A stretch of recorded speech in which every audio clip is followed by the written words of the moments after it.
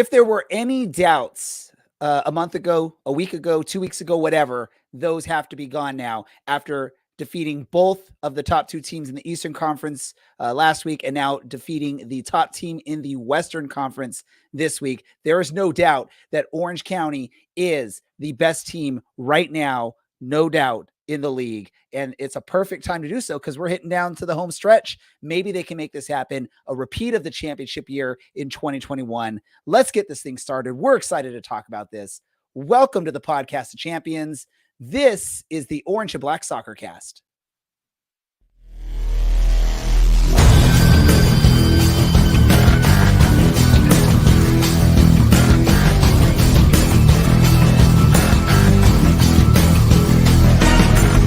This is the Orange and Black Soccer Cast, the first and only podcast dedicated to Orange County Soccer Club, its fans, and supporters. Follow us on Twitter at OCSC_SoccerCast or on Facebook at Orange and Black Soccer Cast.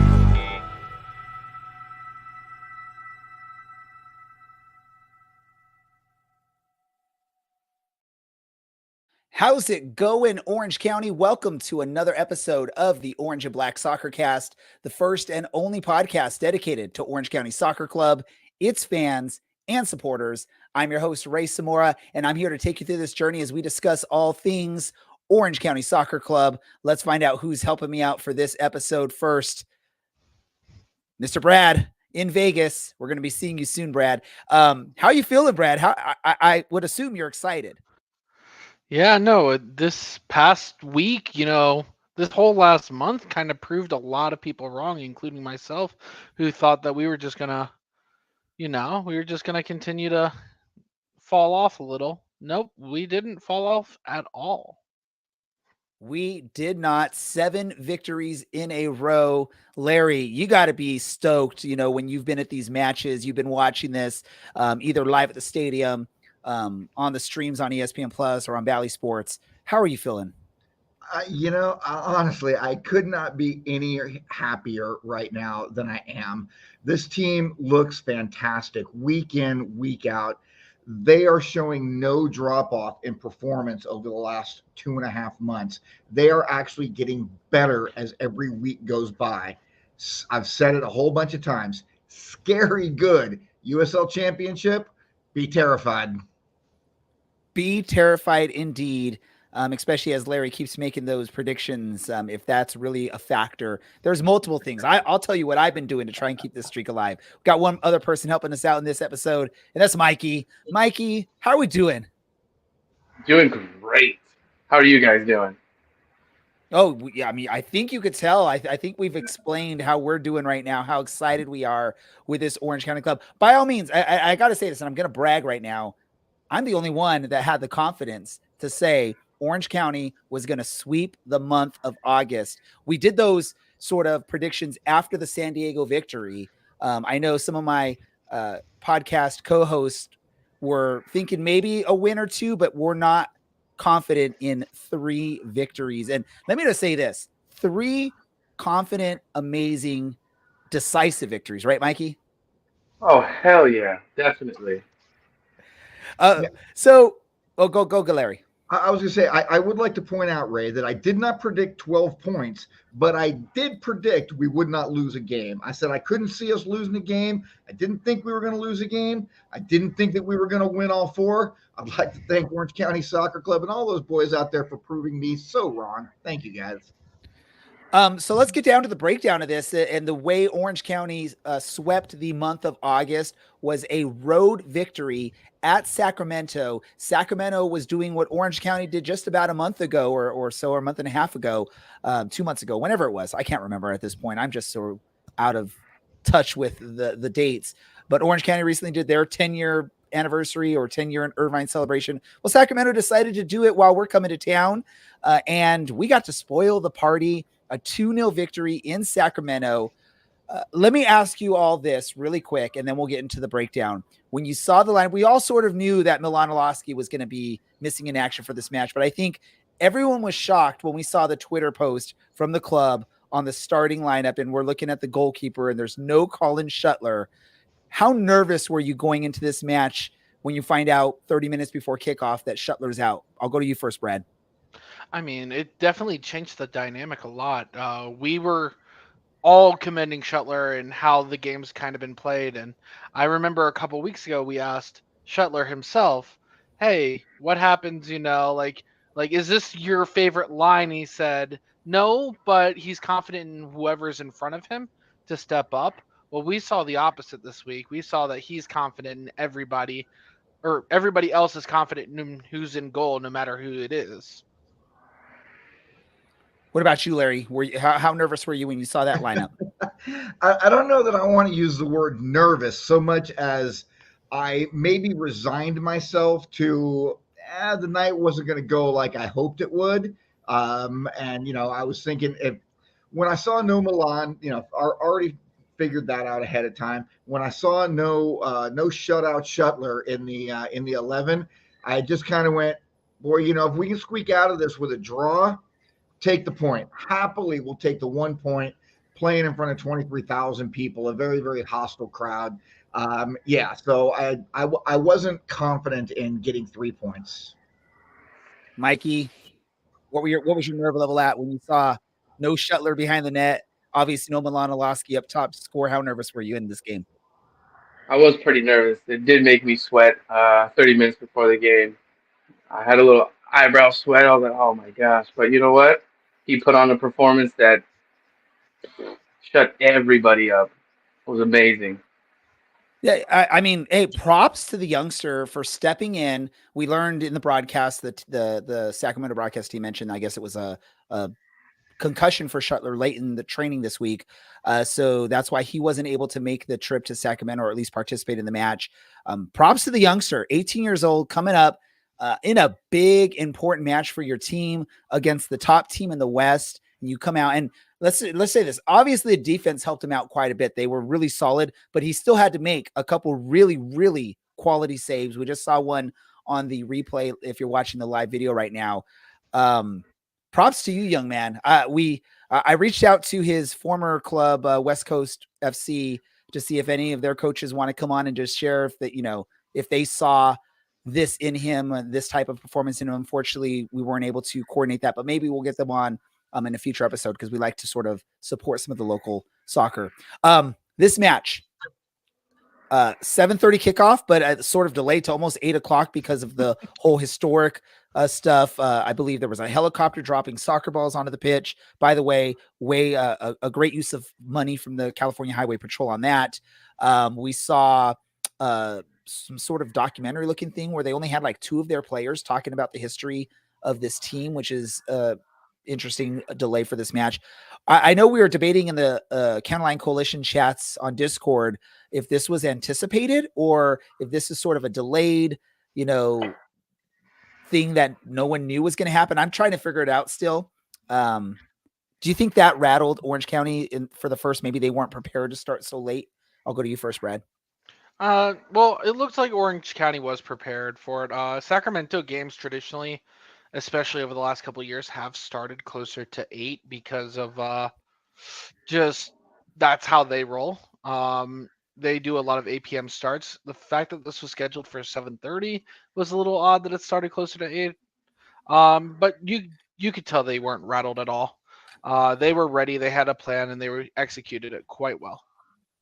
So basically, typical Sacramento, they like to celebrate their 10-year anniversary after 9 years. Apparently, that's what it seemed like. If you do the math, when they were showing the years and stuff like that, that didn't make sense to me. Larry, what were your thoughts when you first saw Orange County come onto the pitch? What are your thoughts on their first half performance out there? And you're muted, Larry, by the way. I did a Brad. The first few minutes of this game, everything seemed to be moving just really, really fast. Smaller pitch, just 65 yards wide instead of 75 yards. Ball rolling on that turf, which I get. They mentioned something about it being a brand new turf. So everything seemed incredibly quick. I almost felt like Orange County was a little bit out of sorts, maybe the first 10 or so minutes. And then after that, they they pulled everything together. And I would just like to mention that it's 2000 2014 to 2023 by way of actual seasons as 10 years. Let's not sweat Sacramento too much. They're having a hell of a season, and they're a pretty damn good team, and they just ran into a buzzsaw that is Orange County Soccer Club right now. But things looked a little bit sketchy the first few minutes, but once our midfielders, once that trio of Kasepli, Partita, and Kyle Scott started taking control, man, it was just a matter of time before we were going to score, and we scored. We scored twice. Mikey, which goal were you more excited or impressed by in this match? Thomas Amongs or Seth Kasipli? That's for sure. The whole play from the back from Dylan Powers, from pass, perfect pass, beautiful pass from Dylan Powers, and it was just a great ball through, and then perfect pass to Kasiple, and he just put it right in the back of the net. Beautiful.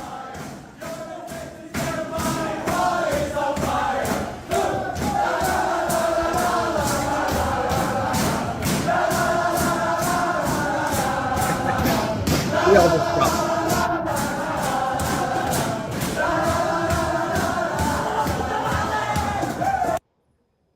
For those that aren't watching the video stream of this, that was the celebration in the locker room from Orange County after the match. Mike, I don't know if you had any more you were adding there or if you were done. Who's in the stall? That's what I want to know. All you see is like hands sticking out. We'll have to ask Coach Karlsen if he knows who that was when he jumps on the show. Just kidding. That's probably not a question that if that's the questions we're asking Coach Karlsen, then we are not doing our job properly there. Let me ask you all this. Orange County is definitely now the hottest team in the league. Top of the power rankings now, probably for a third week or a fourth week in a row. I can't quite remember. And they've taken down Pittsburgh, Charleston, who were top in the East at the time we played them, and Sacramento, who is top of the West at the time we're playing them. And we took down Sacramento twice. That was before all this fun stuff started happening, and now in the middle of all this fun stuff. Where are you all? I mean, how are you all feeling with the way this team is playing? Are we confident heading to the final stretch of the season and into the playoffs with the way they've played so far? Let me go to you, Brad. Yeah. I mean, I'm going to learn not to say negative things about how we're not going to come away with all the points in the future, especially if the team plays like that. This 7-game stretch they've been on since that Rio Grande Valley game has just been absolutely magical, and you can't have doubts about this team anymore. They're playing with a purpose. They're playing with heart, and they're playing the best game they can, no matter who's in the match. And it's the confidence is a big factor too. Larry, answer whatever question I ask you, or say whatever you want to say. I don't care. I'm too happy right now to remember. It was so much fun seeing that video. I can't remember who originally posted it on Instagram, but that is when you see a team celebrating in the locker room like that. That is a team that is confident, that is really having a good time with what they are doing. I kind of have a feeling that even if we lose a game somewhere in the not too distant future, with the way this team is playing, they're still going to walk into the locker room at the end of the 90 minutes with a little bit of swagger, a little bit of confidence still. This is a very, very dangerous team right now. I mean, you take away the number 5 goal scorer in the league, the team's leading goal scorer. You take away the starting goalkeeper, and they still go out and they shut out the number 1 team in the league. I mean, you can't say enough about that and how great this team is playing right now. Mikey, let me go to you on this. If I recall watching the match, there was Kyle Scott seemed to be just sort of getting on everyone's nerves from Sacramento, especially Gurr, I think, was the one that was really, really frustrated with Kyle Scott a lot of that match. How fun is it to have someone like a Kyle Scott on a team that you support that sort of does these things to get under the skin of other players? And I know Kevin Partita is also part of that sort of, let's annoy the other players. Let's just, mess with them, get in their heads. How awesome is it to have that type of player on your team? I know when it's the opponent's team, you don't like it, but when it's on your team, it's exciting, right? Hell yeah. A professional shithouser. It's the best. There we go. Is that the official title for that that role on a club. I didn't know that was the official Oh hell title for yeah! that. I'm one of those people that love the person that's going to do all the dirty things, and not dirty things like, cheat and stuff, but it's going to, try and get under the skin. I know Rob Kiernan was someone for Orange County in the past, the championship year, that did that. It's nice to have players that sort of thrive in that type of environment. And yeah, and Matt, I don't like seeing your comment up there. I'm not even gonna. It's throwing me off seeing that. But yeah, and by the way, Orange County has the best academy in the world now. If you look at the way we're producing some youngsters in America, I know there's the rumors of Oceandina. I don't know if there's been any official announcement. I know there's rumors from the European side, but I haven't seen anything from the club about him moving out to Europe. And we all know things, people like Kobe Henry have made the move, which is pretty awesome. Last thoughts on this match before we move on to talk about a little bit more stuff that we have to talk about, like an upcoming match against Vegas. Any last thoughts on the Sacramento match? Go, Larry. This team needs to be incredibly proud of themselves for not only the 7-game winning streak, great, fantastic, but the way they have turned it around. Because in a matter of 15 weeks, I think since the last time we played Sacramento, the team is 12 wins, 3 losses, 2 ties, something incredible like that. They need to be very proud of their own intestinal fortitude to literally just clutch, break, do a 180 and say, you know what, we are better than this, and we're going to show everybody we're better than this. And they have shown everybody that they are better than that start. Forget about March, April, and the first week or two of May. This is a absolutely fabulous team. I don't remember if I mentioned it last week or not. I talked with Oliver Weiss after the game last week. And I mentioned to him about after one of our early season losses, you could just see he was incredibly dejected. He stood off to the side after the game, and then he walked to the middle of the field and stood there, and then he walked to the far side of the field and just sat there while they were collecting chairs. And I mentioned to him about that after the game last week, and he said to me, he goes, I know this team was better than that back then, but just remember the job's not done. And as great as this team's been going right now, job's still not done. There is still 8 weeks, 8 games left to go in this season, and a lot of things can happen. We look fantastic right now, but we got to keep it up for 8 more weeks and then with 3, 4 more playoff games. Yeah, that's going to be the troubling part, is can they sustain this level of play for another couple months as you head into the playoffs? That's a big ask for any club, whether it's top of the league club, a bottom of the league club making a late run to try and get into the playoffs. It's a tough thing to do in any sport to do so. To continue that run, they have an opponent coming up that could be, it's that sort of match you might overlook because you think you're going to go into it and it might be an easy match. But I think we all know Vegas is never an easy road match, whether it's because of weather or chippiness of the players or whatever it is. The one benefit Orange County will have going into this match is Vegas has to make a trip down into New Mexico on Wednesday and then come back home to host Orange County on Saturday. I'm going to go to you first, Brad. I know you don't really watch Las Vegas Lights, but you're from Vegas. Is there any knowledge of this team when you are in Vegas? Do they advertise much where they can try and get fans out there? Or is this sort of at a point now where it's just people know, they go, if they don't, we don't care? I mean, the way I've always told people who've asked me, "Oh, wait, we have a soccer team in Vegas?" And you mentioned word of mouth, and yes, they have word of mouth, but everybody who goes to a game seems to have their mouth sewed shut. Nobody's really proud of this team. The players aren't proud right now, and it sucks because a lot of the guys I do know personally, from other teams around the league, from Reno and other places, uh, everybody agrees, though. They've kind of got a lot of talent on that team.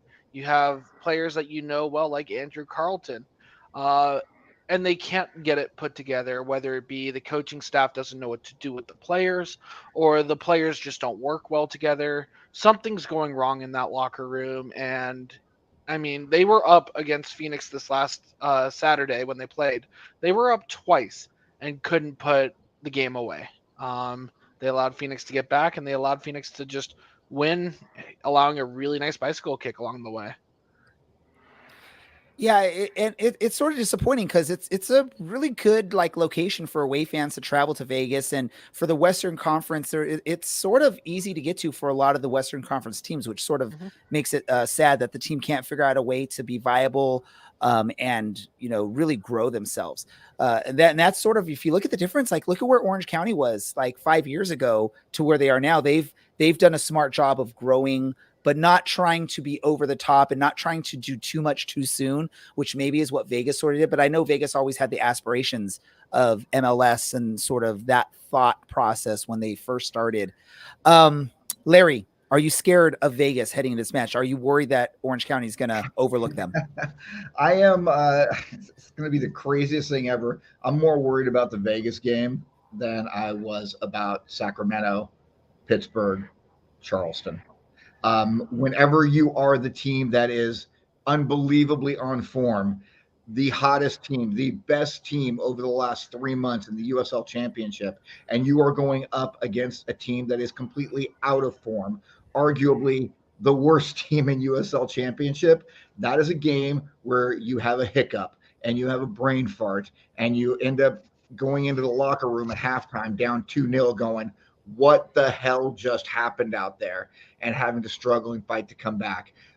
Yes, this game makes me nervous. Do I have confidence in this team? Do I have confidence in Coach K being able to make any adjustments that might need to be made?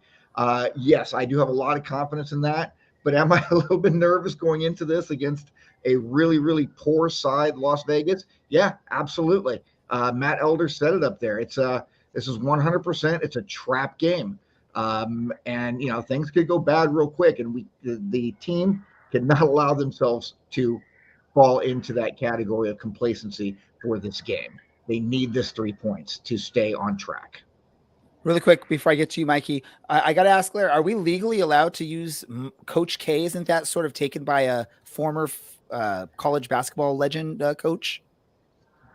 The most legendary basketball coach in the history of all basketball. I don't care what level, but you know what? It was just quicker to say. Okay, perfect. Mikey, what are your thoughts about this Vegas match? A, are you heading out to Vegas for the match? And B, what are your thoughts? I know we asked you this offline, but I'm going to put you on the spotlight. You got to let us know. Are you going to be at the Vegas match, Mikey? Unfortunately, not this year. I wish. I would you're love going to to be go playing the party. bongo drums, right? Instead. Yes, I'll be. I have a show on Sunday at the Viper Room, and I can't make it out to Vegas. I won't have enough time to come back. But we'll represent for you. I promise. I'll be there. I know Brad will be there. I don't know about Larry, but I know we'll have a few people there. We'll rep for you, Mikey. Right on. Hell yeah. Your thoughts on the Vegas match? I'm not too concerned. Vegas does have a game in the middle of the week, and they got to come back home and play another game within the next couple days. So they might be tired. Orange County's had plenty of rest. But then again, a road game in Vegas is always hard. It's difficult. The heat is draining. So I hope they pull off a win. Not a big win, but maybe a 1-0 for sure. Well, at least the team has had experience in sort of a hot environment, right before the 7-game run, the loss in RGV. I think it was pretty darn hot there. And again, I feel like they were robbed in the match. We should have at least had a draw if the call is made against Shuttler, but it isn't. But we're going to bring in our guests here to find out if the club is ready for this matchup against Vegas. And that's Orange County Soccer Club coach Morten Karlsen. First, Coach, welcome to our show. How are you doing? I'm doing good, thank you. Actually, very good. Good weekend. Yeah. Oh, an amazing weekend. We were stoked for that result. And we actually played a little clip of the locker room celebration earlier on in this episode. And it looks like the team is gelling really well. It looks like you have a lot of confidence. How has it been over this 7-match run, or even if you go back 10 matches, really. Like I said, RGV is the one hiccup. How is this confidence built in the team? How have you seen that from your players? Yeah, it's as you say, it's a group gelling together. It's a bunch of crazy guys, all of them. So they complement each other good on that. And over the period of time, it's been a group that needed to get some confidence and also some structure. But I think we've come a long way from looking back at some of the first game I was in charge, and then up until now, it's looking like a group there's a lot of cohesion and good understanding and willingness to go higher. Yeah, and you brought back sort of like where you've gone from where you started as you took over the reins of the club to where you are now. We actually spoke to one of your players, Ashish Chadha, right after that San Diego match, and we sort of asked him the question, where does he realistically see this club 2 months down the road? Here, I'm going to play the clip of what his answer was for that really quick. Yeah, definitely, being a playoff spot, I believe it's top 8, and hopefully we're top 4 out of the top 8. Now, he was pretty spot on there. If you look at it, it took maybe a little bit longer than 2 months. What did he see at that time? Again, this was right after you took over the reins as the manager. What did he see, and what did you see? What did the staff see in this team that confidence to show that, yeah, we could be a playoff team, we could be top 4 in a couple months? No, I remember saying it when I took over. That was the clear goal to get into the playoff as a first step, because I used to say that I have 2 eyes. I can see it's a good group of players, one, and I can see the teams that we're competing against. It's also good teams, but it's teams we can beat, all of them, and I think we've shown that also over the last period of time. So my whole feeling taken over was that we needed to go in the playoff, and I have a genuine feeling that we can beat any team in the league. I'm going to hand it off to my co-host, Brad. Go for it, Brad. Yeah. Morten, thanks for joining us again. I don't want to throw the prior gaffer under the bus, but what have you done kind of to implement changes behind the scenes, just based on your time in charge, that are different from what Tableau has done? Me neither. I don't want to put or throw him under the bus. Richard, I think he's done a lot, very, very much, a lot of good stuff for the club, both as a player, as a coach, and as a last but not least as a human. So I think I was very clear taking over that we needed a squad that needed to raise the fitness levels, as well as maybe give them a little bit less options, a little bit more set structures in how we want to play. And I believe that limitations in possibilities also creates more creativity, if it makes sense. So limit the options, make it a more, you could say, with working within a set structure, and then from there the players can kind of grow within that. So yeah. Awesome. And I got one more question for you. Back when I was in town and visited for the Monterey Bay game, the 10-year anniversary game, I asked you what you do to prepare for games, and that was, I think, a statement game that started a long streak of games that we've just looked amazing in. But how do you prepare for games? And in the USL, do the teams live up to the tape that you've been watching? It's how I prepare is usually watching. I watch a lot of our games and analyze that. I think that's the primary thing to develop our team first and foremost. And then, of course, I watch both a report that's being done, and then I try to watch a couple of games of each opponent.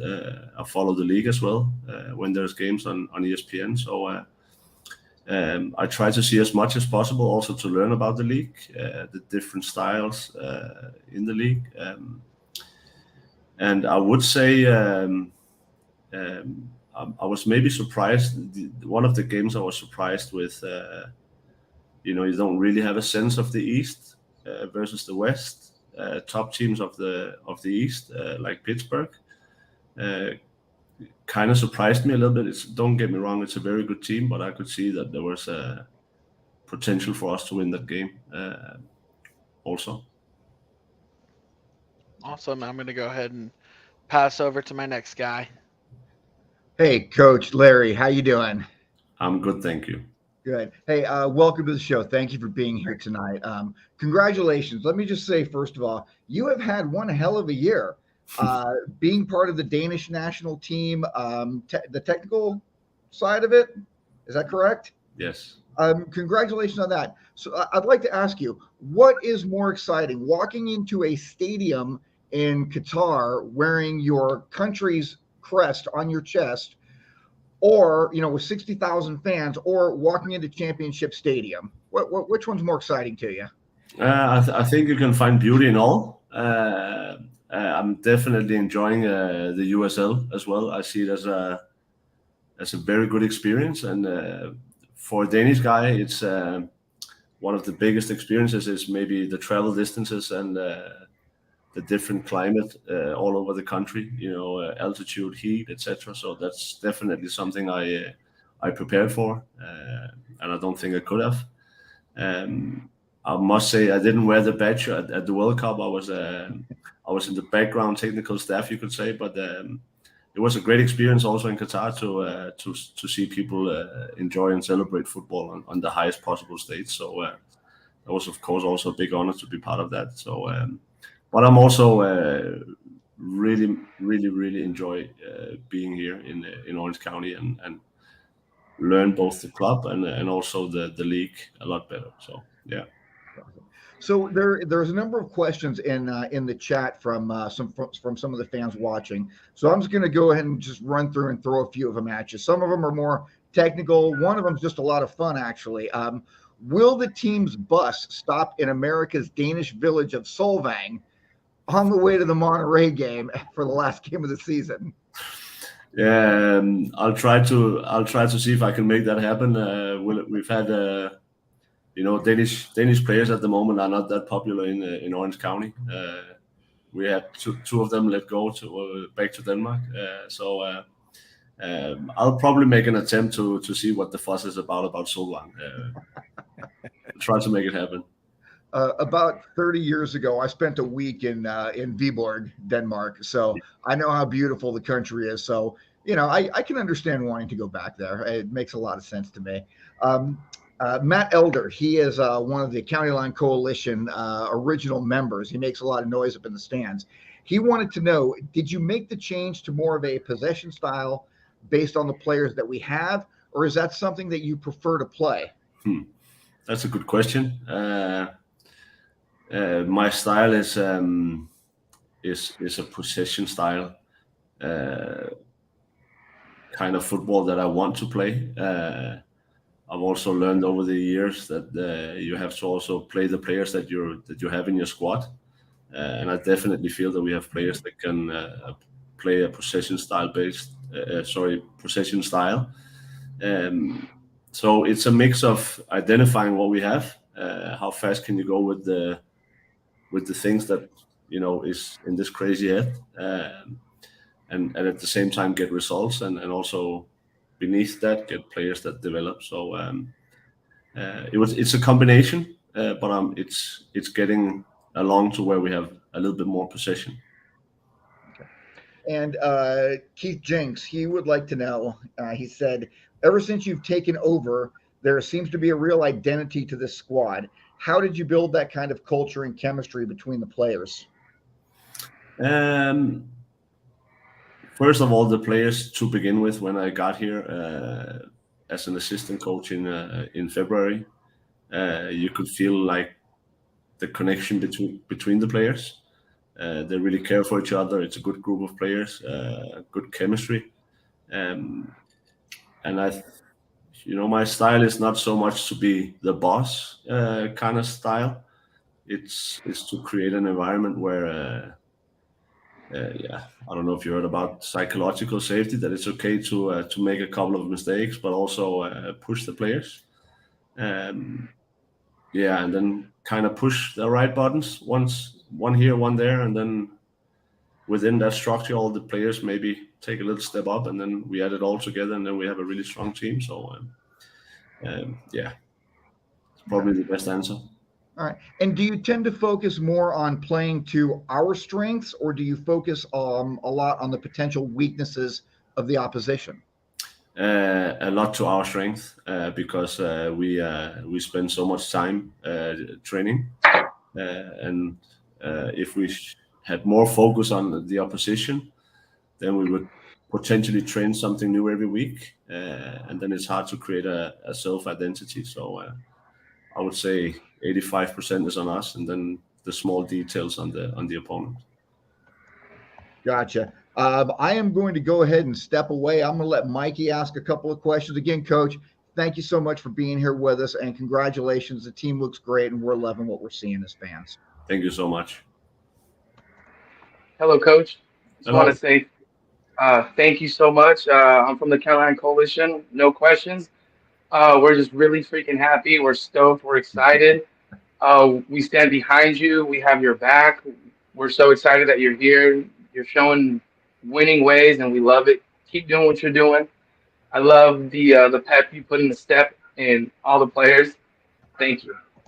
Thank you. And I want to say, I want to use this opportunity also to say thank you to you guys, to the fans supporting the team. It's I can tell you that I use it in my speech before games. We have an amazing crowd and fantastic fans that really supports this team, and go and use the energy and the love from the fans, and then give them something back from all the support, and that's fighting for Orange County, and give all of you one hell of a performance and some wins. So thank you. Thank you.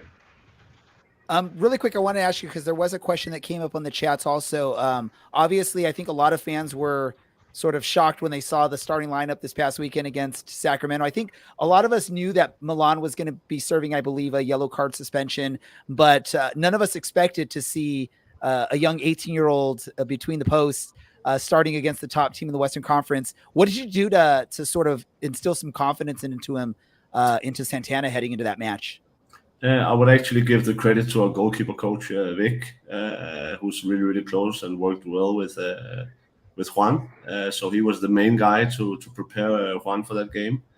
How confident was I? He's been growing and growing and growing in training, and takes care of his practice and wants to get better. So I felt confident that we would have a enthusiastic young kid trying to do his best. So I was happy to see that he had one hell of a game. So that's promising for the future as well. Yeah, it's one of the things we were talking about is the development with this team with some of the young players has been really amazing over the last few seasons. We got players like Bryce Jamison, Oshandina has looked amazing for the club this season. A great debut from a goalkeeper that's 18 years old. So the future is bright for a lot of these young players. So thank you for the help that you've provided in developing some of these players as well. That's going to do it for like the more, the serious questions. We also like to always ask a couple fun questions just so our fans can get to know the players and the staff with Orange County. One of those players we've been asking a lot this season, it has to do with the control of the music in the locker room. Obviously, it's the players that tend to control what gets played in the locker room and all that. Have you heard any of the stuff that the players have chosen to play in the locker room? Do you get to listen to some of that music? Oh, yes, I do. Sometimes I enjoy it, I must say, but at other times I'm hurrying out of the locker room because it's just too bad. So in all fun, I think we already had the name there. I was going to ask you, what's the player that makes you run out of the room? I think you said Seth. Yeah, Seth. No, he has some good hits once in a while, and then other times. I will say, if you haven't listened to the show much, that name's been dropped the most when it comes to the worst taste in music. So, whose music do you like the most, or what players do you enjoy the music they're choosing? Sorry, can I get that again? Which players have the best taste in music that you like to listen to it? Seth is very very enthusiastic and always takes charge of the speaker. So it's always his iPhone. There's not many players that are allowed to play on that one, I believe. I'm not sure about the rules that they have. He's in control of that Yes. aux cable. And then just what's your personal taste in music? Like if you opened up your Apple Music or whatever you use to listen to music, and you hit play right now without even looking up, like it's just what's playing right now on your phone, what song or what band would more than likely be the one that you would hear? Oh, I have such a wide taste, all from Chris Stapleton to Imagine Dragons to Guns N' Roses. It's all over the plate, but the favorite right now is only with Imagine Dragons. Yeah, sorry, yeah. Imagine Dragons is a pretty good choice. They sneakily have a lot of great hits that sort of just stick in your head like that.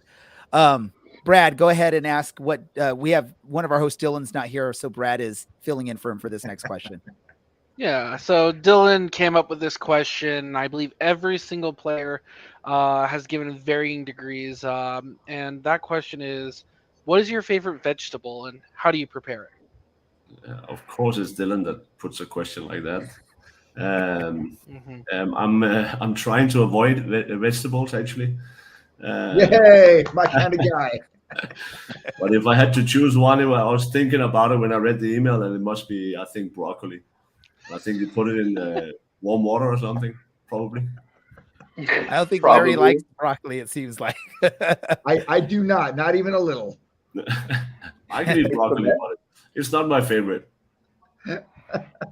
One last question for you, and we'll let you go. Is there like a local business that you found, maybe a local, place where you can get some good Danish food, or is there a local business that you've just loved going to, and you can give them a shout out right here on the show? A shout out. Yeah, so I was walking down Newport Beach, and I saw I saw a Danish sign said "Skål," which means cheers. I actually never went there, but I was introduced to Redo and Joey's at Fashion Island. So right now, my favorite is Joey's for lunch. They have a very good sushi. Awesome. Can't go wrong with some good sushi. I will tell you that. I love some good sushi. So just do you have a last message for the fans before we send you off and you can start doing all your prep work this week for Vegas? Yes, I can easily say it again. Thank you, guys. It means a lot to us. Sometimes we don't have like the opportunity to say thank you, like one-to-one in person, but this is a great platform to say that. So support means a lot. Atmosphere means a lot. It drives the players more than you know, probably, but they're very keen to entertain you and give you something back for the support. So keep doing that. Know that you are part of the team talks as well. So thank you, guys. No, thank you, Coach Morten Karlsen. Keep doing what you're doing. Keep the boys going, and let's have a nice, strong run. It's very eerily close to what happened a couple years back when Orange County added a star to the crest. Hopefully, we can keep that up and do it again, ladies and gentlemen. That is Coach for your Orange County Soccer Club, Coach Morten Karlsen. Once again, thank you so much. Thank you. Thank you, Mort. Thank you. Awesome. So there's so much bread. Hey, you know what? An amazing coach there. I mean, obviously, not everyone that follows this team gets a chance to speak to him or ask questions. And again, that's sort of why we like this platform. And he even mentioned this is a great way for him to be able to interact with fans. And that's why we like to ask you all to put some questions into the chat. And, we'll try and share them if we're able to do so. Obviously, we can't get to every single question all the time, but we will always do our best to do that. And we appreciate that the club continues to send players and coaching staff to our show so we can do that for y'all. All right. We need to do our prediction where we are now, and we also got to make predictions for this Vegas match. So let's get where we're at now with Brad. Yeah, I mean, right now the consensus pretty much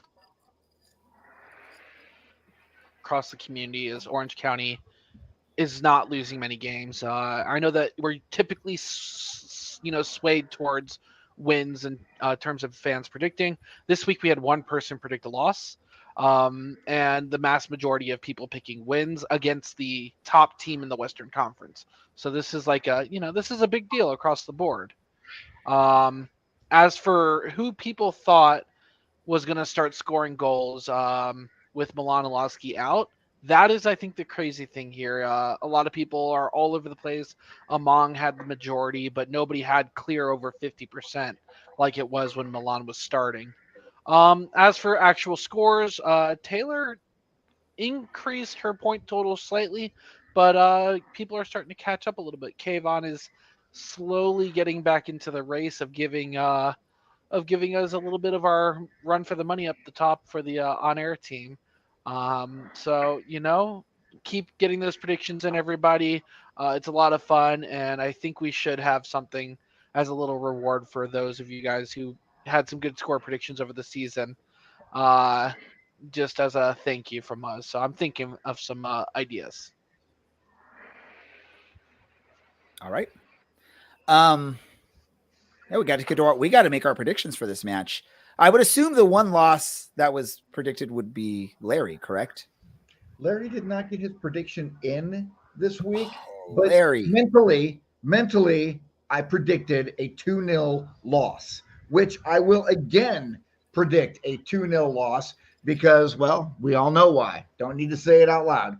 2-0, Las Vegas. There we go. Yeah, that's been your thing since we went on this run. I'll tell you, my thing as of late, I've been doing during the matches, I'm drinking a pour of my Appleton Estate rum, and during the show, I'm drinking some of my Lil Wayne rum that I have. I don't know how I'm going to drink the Appleton rum while I'm in Vegas, unless Vegas happens to sell it at the stadium. So I have to figure out what to do for that. Bring a flask. I got you. I got you. I got you. And the reason why the team's been on a run right now, it's not the Appleton. It's not the 0-2 predictions. It is my man, DK Jenks, drinking a glass full of Malort before every game. Hell yeah. And I will make sure that gets continued this weekend when I bring a bottle to the stadium for Ray to enjoy instead of his Appleton. You gotta let us know where to meet you at for that, Brad, because I know they did that on the bus down to San Diego, and I told my wife and my friends about it, and they actually were excited to try what this thing that I described as rubbing alcohol. And unfortunately, since they weren't on the bus, they didn't get an opportunity for that. So if you bring some, Brad, definitely let me know where we can meet you out for that. We got to finish our predictions, then we can get into this random stuff. My prediction for this match: pictures, Brad, or it didn't happen. I almost threw up on the bus after taking a shot at Malort. That's just nasty. Wow. My prediction for this match, I'm going to go with a 4-0 victory for Orange County with the first goal scored by Morten Karlsen. Mikey. This is actually my first score prediction all season. So I would say Orange County 1-0. Who's going to be the goal scorer? I get up to my man, Kevin Partita for sure. Brad, your prediction. All right. So like I said, even though Larry predicts 0-2 and it's kind of the gambler's fallacy, I'm going to go with the same score I've been predicting this whole stretch too. It's going to be 4-1 Orange County. And I'm going to say this week it's Among with the first goal.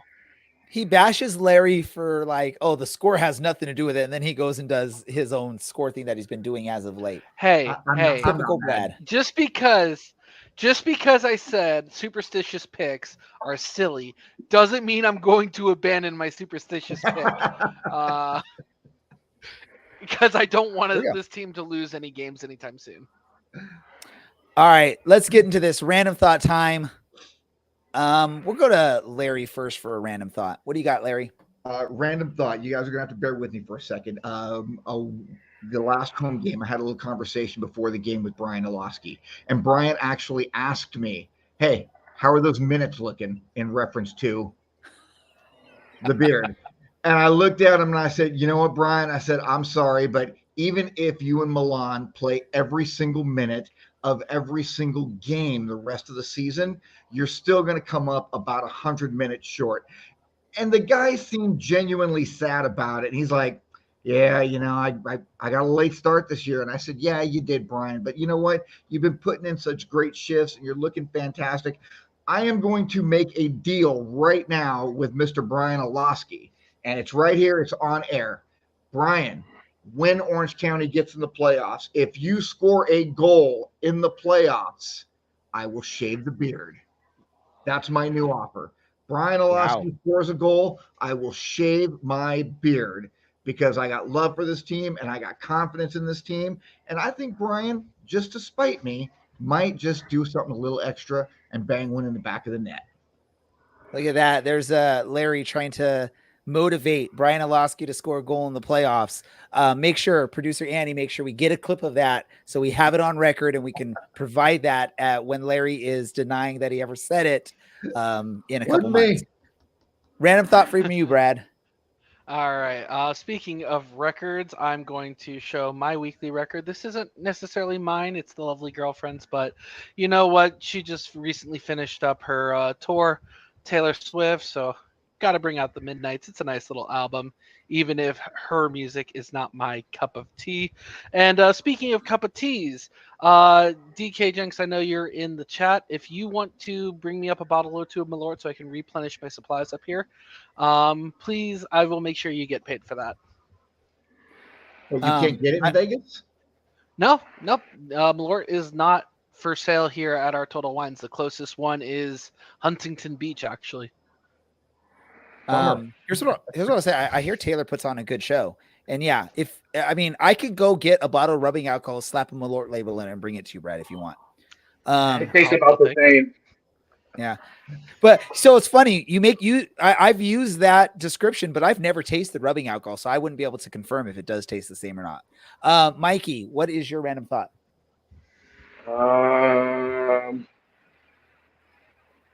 Michael Roscoe came into my restaurant today for like the fourth time. There we go. That was pretty sweet. Mikey, That's aren't always you in awesome. a band that you could plug your band? Oh yeah, huh? That was Shameless great plug. assist. Do it.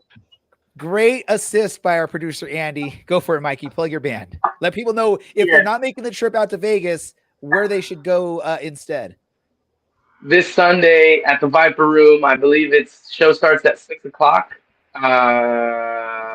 We'll be opening up for, I believe his name is Bobby Hustle. Our band's name is Capital Dub. You can find them on pretty much any platform, on YouTube, Spotify, Apple Music. Check us out. We play pretty good reggae music right at Huntington Beach. We got a show coming up this Wednesday, actually, a free show at Sandbar in Huntington Beach. Show up if you guys don't have anything else to do. There we go. And I got to ask, because producer Andy put in the chats that Malort tastes like a shoe you pulled out of a beach fire pit. So again, I got to ask our producer Andy, have you ever actually taken a bite out of a shoe that you pulled out of a beach fire pit? I mean, how do we know that's what it tastes like? My random thought, and I'm doing this on purpose because I know everyone on the show loves when I bring up these two different topics. My boys' team had a tournament this past weekend. They did only win one match. They lost two. One of them, they got robbed because of a bad call. But even after losing the two matches, we still had the least goals allowed out of all the teams in our group after the three matches. So we had a strong defense. Both of our games, we lost by one goal, and one of those was an own goal. So we have a really great defense. The other thing is Tottenham's back. Tottenham style of football is back in the Premier League. If you haven't seen it, check it out. Big Ange has been amazing, and he's bringing the Tottenham style of football back to Tottenham. Brad, you wanted to say something. I was gonna just fill in the blank and say you were gonna gargle some Big Ange and make sure that we all know that Tottenham's back and that Tottenham this, Tottenham that. But it's not. You didn't need it's to. not about the record. These aren't It's random not about the thoughts. record. You say the same two things every week. It's not about the record. It's about the style of play is back. This is what Tottenham football is fun attacking soccer. And my boys, they did great this weekend. I want to thank everyone, including everyone that's been on the show, which includes Larry, Brad, Mikey, also producer Andy for all the work behind the scenes, and our guest tonight, Mr. Morten Karlsen, the coach for Orange County Soccer Club, plus all of y'all that took part, that participated in the chats during the live stream, thank you for doing so. We appreciate it. Go check out our website, ocscpodcast.com. Tyler. I'm blanking now. I drank too much of my rum. Our writing staff, they're Mikey's Tyler. cracking up at me. Tyler, Nathan. thank you, Larry. Finally, someone saves me. Keith. Wrote up a great piece about the San Diego Loyal thing, which we didn't talk about in the show. Apologize, or I feel bad for all the San Diego Loyal fans that are losing their team after the season. Hell no. So yeah, you got to feel bad because Mikey. hey, that's one of the best road trips we can make, Mikey. So go check it out, read it really quick. It happened to me too. Yeah, Brad's gone through it. Larry, did you have a last comment? No, I said it online. I talk a lot of smack at San Diego supporters over the last few years, but when that news came out, my heart generally goes out to them because I know if this ever happened to Orange County Soccer Club, and we know the way MLS works, it could happen to anybody. I would be devastated if that happened to our club. So I feel for those guys out down in San Diego. Andy's the guy who I think may have coined the phrase 1,000 or so times, rivals, not enemies. So, yeah. And we have a lot of friends that are involved with that team, including former co-host on the show, Alan Underwood, who was a big part of our show for a couple of years. And even when San Diego became a team, he still was on the show for a year and 2 years after that. So feel bad for the fans. It's a great away experience, and I enjoyed my trip down there with the fans this past weekend. So sorry, delayed outro, but once again, thank you for listening. This is the Orange and Black Soccer Cast. We are out.